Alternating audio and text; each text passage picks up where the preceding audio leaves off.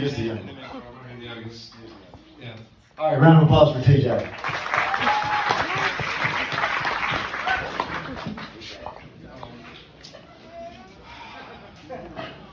I'll be very honest, that sermon was really good. I don't know how I can go after that. That was amazing. I don't know where he's at. He left. So sorry if this is rough. Try to listen. I'm sorry. I'm already using a microphone. I hate mics. I don't want anything.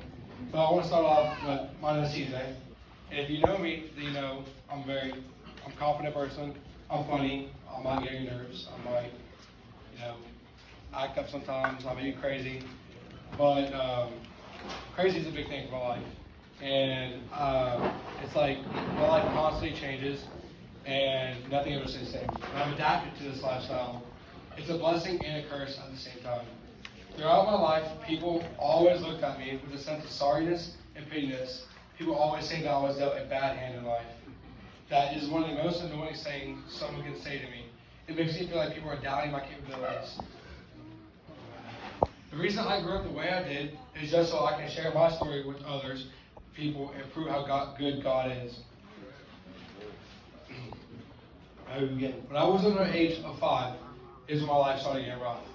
First off, my mother and father were never married, and they were addicted to drugs. When I was 4, my father went to jail for 5 years because of drugs. So he went to jail and left my mother and me and my little sister by herself. Thankfully, we had my grandma who supported us through the entire thing. She was able to help my mom and help raise us, and I owe her everything. Later in life, my mother got married to my stepdad. He taught me discipline, but he was far from a good man. He was heavily addicted to hardcore drugs. At this early age is when I had to step up and watch my little sisters.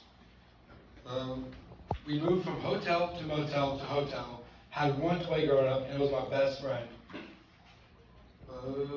While with my stepdad, I suffered from mental, physical, and emotional abuse. I remember one day, my mother realized how poorly she was raising us, and she took us to my grandma, and who took us to my stepdad.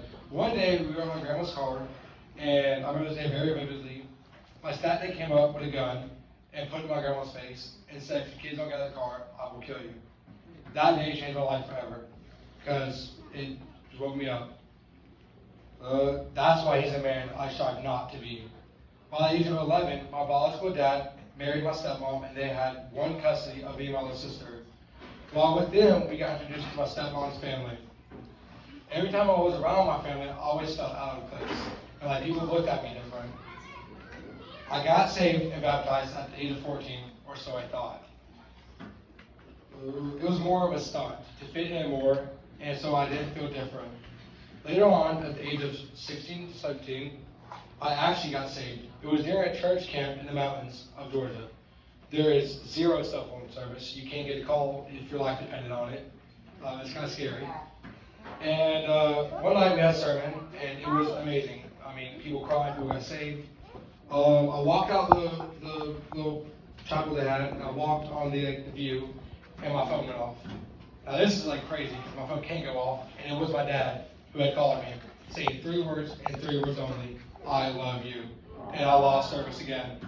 After this moment is when my life really got tough. I suffered serious addictions, including lust, vaping. I drunk when my parents were home, and overall went on a downward spiral in life. I would lie, steal, cheat, everything. A very bad kid. By the age of 16, I made it 24. My stepmom and dad separated, which made me quit my addictions and bad habits and step up as the man in the house. My dad really went on a downward spiral on drugs. One day, I found him unconscious on the ground from his drugs. That's when I realized that I couldn't live like that anymore. So I reported my dad to DCF, and he ended up kicking me out of the house, which by state, I was a 17-year-old homeless kid. When I really needed it most, my aunt and uncle, Dan and Patty, stepped up and pushed me to fix my life. They convinced me to enlist in the Air Force and make a name for myself. That's one of the people I strive to be. Now I'm here today, blessed with this amazing opportunity to build myself Shout out all the guys in art who helped me. I love y'all. One more thing, final thought. There's an analogy of a man on the fence. There was a guy who had a dream where he was on a plain wood fence in the middle of a field. On one side of the fence was the devil, offering the man everything he could ever imagine, while on the other side was God offering the man eternal life in heaven. The guy thought he could just sit on the fence and get a little bit of both. While the man was sitting on the fence, everything went black, and the devil appeared, and the devil said, I own the fence. Wait, sorry. The man ended up in hell. Most people in this world wait till the last second to pick God, and it's ultimately too late. Please don't be the man on the fence. If you are on that fence, just go over to God. It's the best choice you could make. Just remember, at the end of the day, you are the person looking at yourself in the mirror.